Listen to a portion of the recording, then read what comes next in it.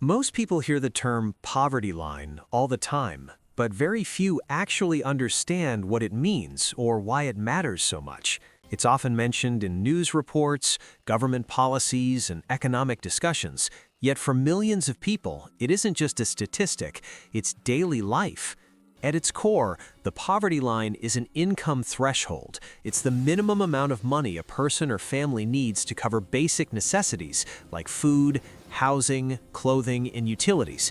If your income falls below that line, you are officially considered poor by the government or international organizations. But here's the important part.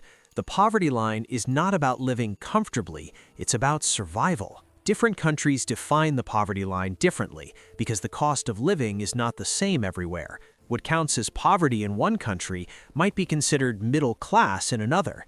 In the United States, the poverty line is calculated each year based mainly on the cost of food, adjusted for family size and inflation.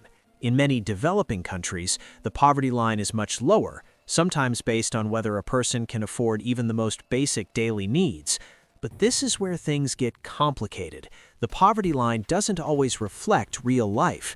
In many places, especially in big cities, people can earn slightly above the poverty line and still struggle to pay rent, healthcare, transportation, and education. You might not qualify as poor on paper, yet still live paycheck to paycheck. This is why many experts say the poverty line often underestimates how many people are truly struggling. Another important thing to understand is the difference between absolute poverty and relative poverty. Absolute poverty means not having enough to meet basic survival needs, not enough food, unsafe housing, or no access to clean water.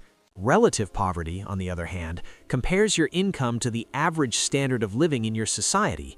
Even if your basic needs are met, you may still be considered poor if you cannot participate fully in everyday life, like affording education, technology, or healthcare. The poverty line also plays a major role in government decisions. Many social programs, such as food assistance, housing support, healthcare subsidies, and education aid, are based on whether someone falls below or near the poverty line.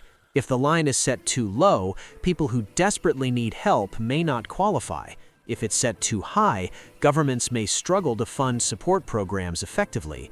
One of the biggest misconceptions is that poverty only affects people who don't work.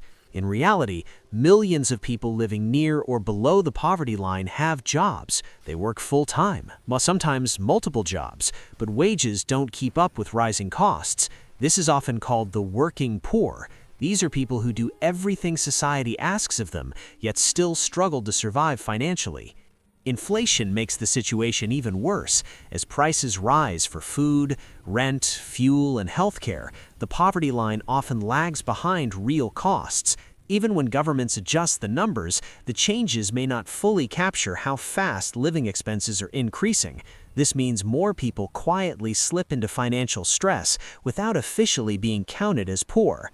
Understanding the poverty line matters because it shapes how society views success, failure, and responsibility. When people are judged only by income numbers, the real struggles behind those numbers often get ignored. Poverty is rarely just about money, it's about access to education, healthcare, stable jobs, and opportunities to improve one's life. The poverty line is meant to be a tool, not a label. It helps policymakers measure economic conditions, but it cannot fully describe the reality of human lives.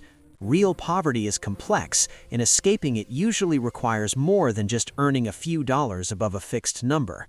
When you truly understand what the poverty line represents, you realize it's not just about statistics or economics, it's about dignity, opportunity, and whether people have a fair chance to build a stable future. And that's why conversations about poverty should go beyond numbers and focus on real solutions that improve lives.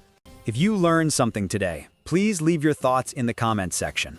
And if you want more videos that break down real financial truths in a simple way, like the video, subscribe to the channel.